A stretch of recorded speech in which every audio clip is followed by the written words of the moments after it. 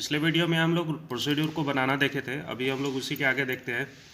अभी जैसे कि पिछला अगर आपको ओपन करना है तो उसके लिए हम लोग यूज़ करते हैं लोड। बताया गया था कि पहले से अगर सेव है और क्लोज हो गया है या फिर अगले दिन आप ओपन करते हैं तो आपको लोड करना पड़ता है वो प्रोसीड्यूर। तो यहाँ लोड लिखे, डबल इन्वर्टेड कॉमा लिखे और यहाँ पे टाइप किए रेक्ट1, इंटर किए, लोड हो गया। और उसके बाद अब आपको देखना है कि वो काम कर रहा है कि नहीं। तो यहाँ पर लिखते हैं हम लोग रेक्ट1। तो ये आपका प्रोसीड्यूर जो है वो बन रहा है। ठीक है। अभी आपको अगर देखना चाहते हैं कि प्रोसीड्यूर में कमांड क्या था तो उसके लिए यूज़ करते हैं एडिट कमांड। एडिट कमांड लिखे, फिर प्रोसीड्यूर का नाम लिखे। जैसे कि सेव करने के लिए सेव लिखते हैं, डबल इन्वर्टेड कॉमा लिखते हैं, उसी तरह एडिट भी लिखते हैं। और इंटर बटन जैसे ही प्रेस करेंगे वैसे ही आपके सामने ये बॉक्स ओपन हो जाएगा जिसमें कि ये आपको दिखा रहा है कि FD40 और FD40 RT90 FD60 RT90, यानी कि ये जो रेक्टेंगल बन रहा है वो क्या बन रहा है, 40 और 60 साइज़ का बन रहा है। अगर आपको बोला जाए कि आप 40 और 60 का नहीं 30 और 50 का बनाइए तो क्या करेंगे कि एडिट करके उसमें चेंज करेंगे। और चेंज करने के जैसे कि अभी हम चेंज कर देते हैं तो ये 30 और 50 का करना है, 30 और 50 हो गया। और फाइल में जा कर के यहाँ सेव एंड एग्जिट कर देंगे। अब फिर से वापस हम एडिट करते हैं, एडिट नहीं रेक्ट1 है ना, तो रेक्ट1 लिखेंगे और इंटर करेंगे। तो ये क्या हो गया, पहला जो बना था वो 40 और 60 का बना था, अब जो बन रहा है वो 30 और 50 साइज़ का रेक्टेंगल बन रहा है। चूँकि आपका जो टर्टल है वो एक ही जगह पर था, इसी कारण से वो आपको ये दो लाइन सेम ही है, बाकी वो जो 30 साइज और 50 साइज आपको यहाँ पर ड्रॉ हो रहा है। तो इसमें क्या है कि अगर आपको फिर से 40 और 60 बनाना है तो क्या करेंगे, फिर से एडिट करना पड़ेगा। ठीक है। तो इस चीज़ को थोड़ा सा ईजी तरीके से भी हम लोग कर सकते हैं। उसके लिए हम लोग क्या करते हैं कि हम लोग प्रोसीड्यूर बनाते हैं वेरिएबल के साथ। यानी जब प्रोसीड्यूर बना रहे होते हैं उस समय वो नंबर हम लोग नहीं लिखते हैं कि कितने साइज़ का देना है, और जब हम लोग रन करते हैं तो उस समय हम लोग उसके प्रिमिटिव के आगे, प्रोसीड्यूर के आगे नंबर लिखते हैं। जैसे इसको दूसरे तरीके से समझते हैं, जैसे अभी हम बना रहे हैं, ठीक है, तो अभी रेक्ट2 कर दे रहे हैं। ठीक है, तो रेक्ट2 लिखे, उसके बाद स्पेस दिए। अभी जैसे बताया गया था कि जो भी आप प्रोसीड्यूर बनाते हैं, प्रोसीड्यूर बनाने के समय प्रोसीड्यूर के नाम के बीच में कोई स्पेस नहीं होता है। ठीक है, ये बताया गया था। तो अभी हम लोग नाम नहीं, ये हो गया रेक्ट2 नाम का हम लोग बनाए थे, बन गया, बना रहे हैं। ठीक है, उसके बाद स्पेस देंगे। स्पेस किस लिए देंगे, वेरिएबल यूज़ करने के लिए। जो भी अगर वेरिएबल लिखना हो तो हम लोग को उसके टाइटल में ही डिफाइन करना पड़ता है। तो वेरिएबल में यहाँ पे आपको कोलोन लिखेंगे, और कोलोन लिखने के बाद यहाँ लिखे capital A space colon capital B। अब ये क्यों, क्योंकि इसमें दो साइड है, दोनों में जैसे एक 40 और 60 था उसको शॉर्ट किए हम लोग 30 और 50 किए। तो ये आपको A जो है वो ब्रेथ का साइज़ बताएगा और B जो है वो लेंथ होगा, यानी पहला साइज और दूसरा साइज। अब इस प्रोग्राम में हम लोग जो 40 और 60 के जगह पर A और B का यूज़ करने वाले हैं। इस कारण से ये जो तरीका है बनाने का प्रोसीड्यूर, इसको बोलते हैं प्रोसीड्यूर विथ वेरिएबल। क्लियर। तो इंटर जैसे ही करते हैं जो प्रोसेस वही है, बॉक्स ओपन होता है। अब यहाँ पर हम लोग कमांड लिखेंगे, जैसे FD40 यहाँ लिखे थे, 40 और 60 का अगर बनाना है तो FD40 लिखेंगे। तो यहाँ पर हम लोग वेरिएबल नहीं यूज़ करेंगे, सॉरी वो नंबर नहीं लिखेंगे, यहाँ पर हम लोग वेरिएबल यूज़ करेंगे। तो 40 जो पहला है तो उसके लिए हम लोग लिखते हैं कोलोन और A। ठीक है, उसके जैसे RT90 लिखे थे वैसे ही लिखेंगे, उसको ओके कर देंगे। फिर लिखेंगे FD। अब दूसरा साइज बनाना है तो वहाँ पे लिखेंगे B और RT90। ठीक है, फिर लिखना है FD, पहला साइज आएगा A RT90, फिर FD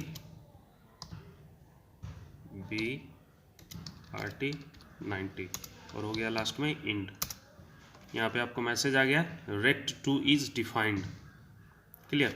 अभी जो फिगर बनाया है इसको हम थोड़ा सा मिटा देते हैं। अभी पहले, उससे पहले, मिटाने से पहले अभी एडिट कमांड का यूज़ करते हैं। एडिट लिखते हैं और एडिट लिख करके लिखिए रेक्ट टू। तो अभी जैसा आप देख पा रहे हैं कि रेक्ट टू नाम का प्रोसीड्यूर बनाए थे, उसको हम लोग अभी ओपन किए हैं। तो यहाँ पे आपको दिख रहा है colon A colon B of F D A F D B F D A F D B. ठीक है, इसको हम लोग एग्जिट कर दे रहे हैं, सेव करना है, यस। ठीक, अब इसको मिटा दे रहे हैं, सी एस, मिट गया। अब क्या करना है, अब इसको रेक्ट टू लिखना है। अब जैसे बताया गया था कि प्रोसीड्यूर जब हम लोग बनाते हैं तो प्रोसीड्यूर को रन कराते समय प्रोसीड्यूर का नाम लिखते हैं। तो अभी ऐसे लिख के नहीं लिखेंगे, क्योंकि हम लोग रेक्ट टू जो वेरिएबल है, जो प्रोसीड्यूर है, वो वेरिएबल के साथ बना है, तो वेरिएबल का यहाँ पे वैल्यू देंगे। तो जैसे हम लोग लिख देते हैं 30 space 50, rect to 30 space 50, enter किए। अब देखिए रेक्ट टू, अब आपको सपोज करना है कि अब हमें 50 और 90 का बनाना है, तो 50 स्पेस 90, समझ रहे हैं।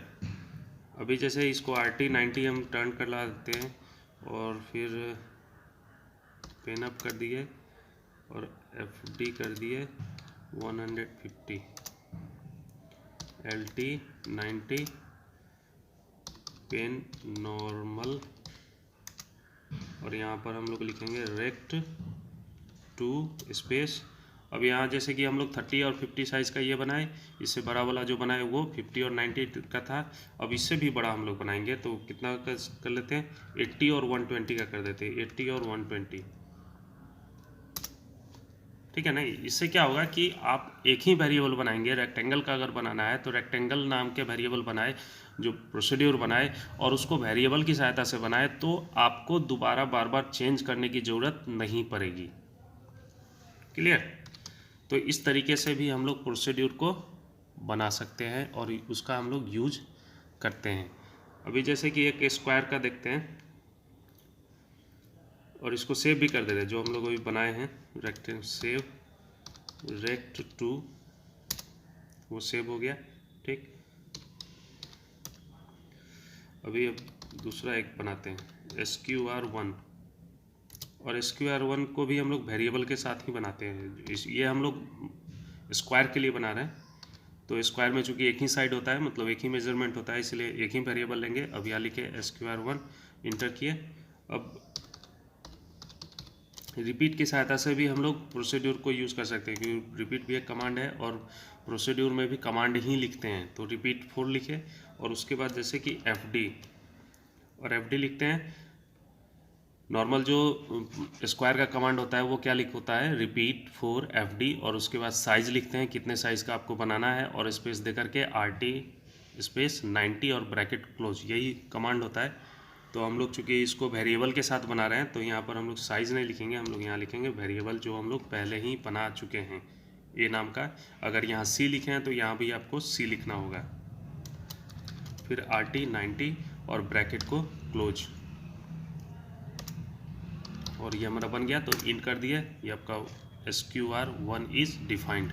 अब इसको रन करना है, तो SQR1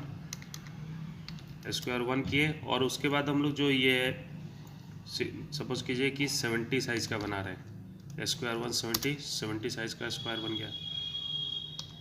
SQR 100, सॉरी SQR, ये एरर क्या हो गया कि SQR नाम से हो गया ना, तो हम लोग का क्या था, SQR1 था, इसका आंसर 100, इंटर। तो ये आपका बन गया।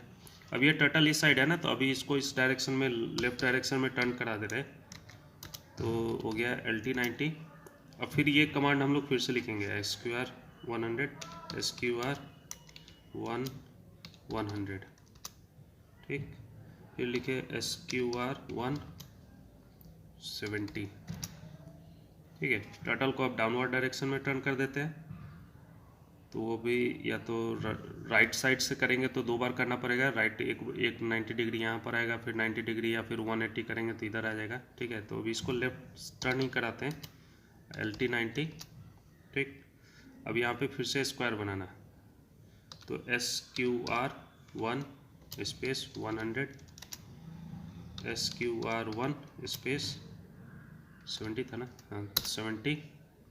फिर इसको टर्न कराएंगे, टर्टल को, टर्टल इस डायरेक्शन में है, तो जो कमांड है टर्टल तो इस डायरेक्शन में टर्न होगा, लेकिन जो हमारे कमांड के हिसाब से क्या है, पहले FD है फिर RT है, तो ये इसी पर रिपीट हो जाएगा ना।